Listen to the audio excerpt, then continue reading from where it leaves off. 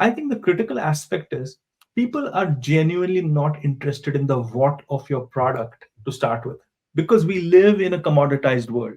And no matter how beautiful and superb your idea is, you are going to find it really difficult to capture people's attentions with the features and functions. Hey, Sid. Good to see you Hey, again. good to So see you. we've done 3 of these videos now, Yeah. hugely engaging, and they're blowing up on the internet. So YouTube has sort of already been in touch. Can we sort of slow it down? So, but we haven't finished the story we're trying to tell. So we've done who, why, where, but we know all that. What is primarily the thing we've got to figure out. So figuring out what we say and when we say it. So where do we start with? Start with what, Sid? Please. Yeah, I think we're going to really end up in a jumble of what, where, when, and stuff like that. Because even when we're talking of what do we talk about, it's about what. So it's kind of confusing. But to be honest, I think the content, the what piece, is really critical because most people misunderstand it because they get the sequence wrong. So what people do is that they build their product or their service and everything, and then they start communicating the content through their go-to-market strategy. And somewhere, I think that's a missed opportunity, because what you're not doing is you're not building your brand up while your product is being built. You're not building it up, when everything's taking shape, because then that's the golden period when you can use your personal brand. You can use a lot of other media assets that you've got. You can be extremely, vulnerable, transparent in the way in which you speak things, and start building up towards your value proposition through the content that you build. So you don't need to really wait till your product is ready before you do the what. So Yeah. I think that's the absolute key for building content. It's not a one-time thing, and marketing is not a one-time function, as we know. And so building that content has to start way before. The what has to come way before, I think. Yeah. And so the what, that's a movable feast, isn't it, really? Yeah. So the content, in terms of the formats and topics, what do you feel about what type of formats work? But actually, it may be that the formats work for one piece of technology targeting a specific audience, Yeah. but not for the other.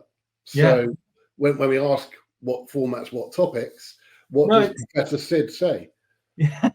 No, the massive aspect is, there's a term that Gary Vee has come up with, which is called day trading attention.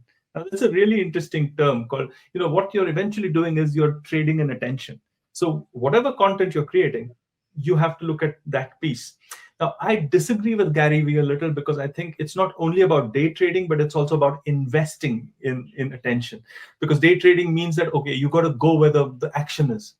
And rather than focusing on, oh, how do I create a really strong signal across platforms with the kind of content that I'm building, I think there's a difference in just moving with the flow and going, which you have to do a little bit about, but you also need to represent a very strong signal.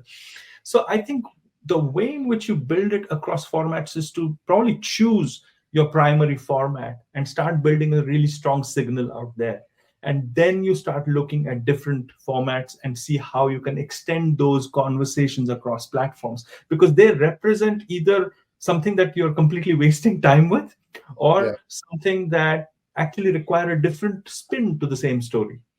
But for that, you got to figure out what your story is first. You got to figure out, what the what is first.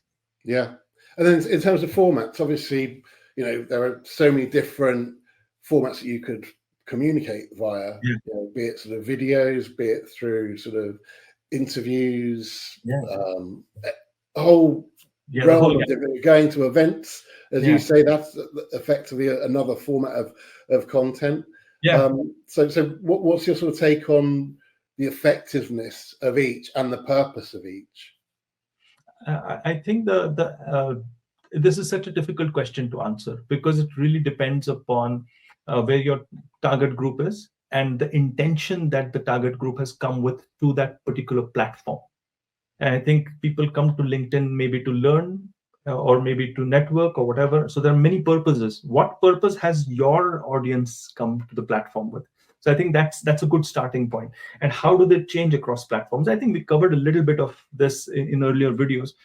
I think the critical aspect is people are genuinely not interested in the what of your product to start with, because we live in a commoditized world. And no matter how beautiful and superb your idea is, you are going to find it really difficult to capture people's attentions with the features and functions. You might be enamored by it, really, right? But that doesn't mean that your target group is going to be enamored by it as much as you are. Of course, you should be. But the way in which you have to present yourself is to get empathy, to get connect from the people that you're talking to. And that cannot only happen with your product, because the Mm. product represents the transactional content. Yeah, of So course. I think instead of focusing on the format, probably what we might want to do is actually understand how can I connect to the right emotions through my content first, and then look at the format and the way to do it. Yeah. No, definitely. And I think also another thing is the types of content you put out. So we always hear about ratios. So is it you're going to have, for every post you put out that's trying to drive a sale, then you put out 3 or 4 pieces of content which is educational, or for every post that you put out which is your own content, then you must share others or repost others. What's your take on that? I think that the quality versus quantity ratio keeps changing with each client, with each brand, with each company. And we need to understand that we cannot really sacrifice or use a ready-made templatized ratio that is done by somebody else, because we're not like that. We don't want to listen about toothpaste every single day. I mean, we brush every day, but we don't want to listen about about toothpaste every day. So what we have to do is figure out that ratio which makes sense for each brand. And I think that's a very qualitative answer. Yes, you can use data for it, but it needs to be driven through intuition, and it needs to be driven through some kind of experience. And there's always trial and error, so you can always do a little bit of A/B testing and stuff like that. But the key aspect is over here, you need to figure out what can you consistently and authentically communicate, even if you don't have a product for a year. So what will you actually consistently communicate? Because that is your value proposition. And that is what is going to remain behind in the memories of people. Certainly. I think another way of looking at it as well is that with each piece of content that you create, actually categorize it yourselves and actually understand this is an educational piece, this is the sentiment of this piece. And then by actually tracking those, you can then see what types of content with what messaging and what intention are most effective. And literally, we would always say test, track, measure as much as you can. So one final thing I wanted just to sort of touch on. What about telling your origin story? I mean, this is something we hear a lot about.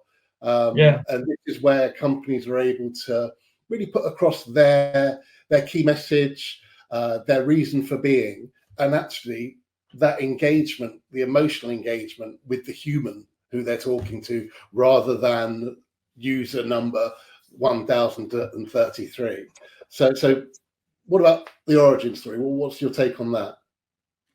I think the origin story is a superpower which most companies and brands actually neglect or do a really bad job on, because they're focused on how they came up with the idea and how fantastic they are, or how fantastic we are.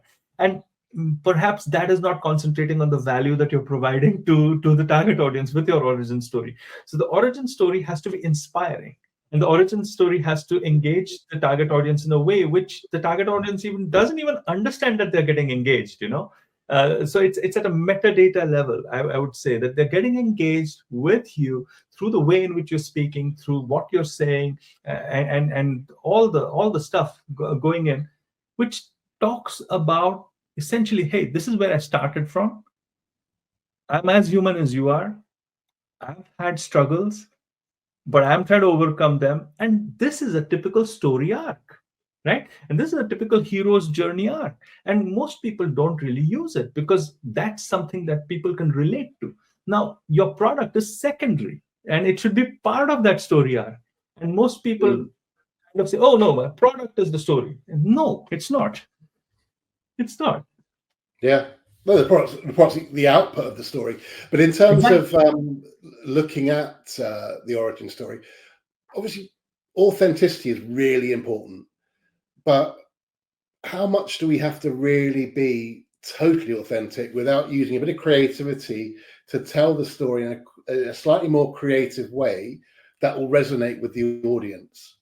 See, all of us have good days and bad days and horrible days and ugly days. And so therefore, if I have to present the totality of my humanity, it's not going to work really well. I think what is really critical is for us to recognize that there's a Superman inside me, there's an Iron Man inside me, there's a superhero inside me, and that's the part of the origin story that should come out. Nobody's interested in the mundaneness of your story. People are interested in the inspirational quotient of your story. So be authentic. It has to be true, but it has to be just a part of you. Yeah, and put a cape on. And put a cape on. Yeah, that too. Yeah. I'll tell you what we'll do then, we'll actually do a video about unearthing the storytelling superhero. And you can come with your cape. And, I'll come with my cape. Once again, I will be asking you all the questions.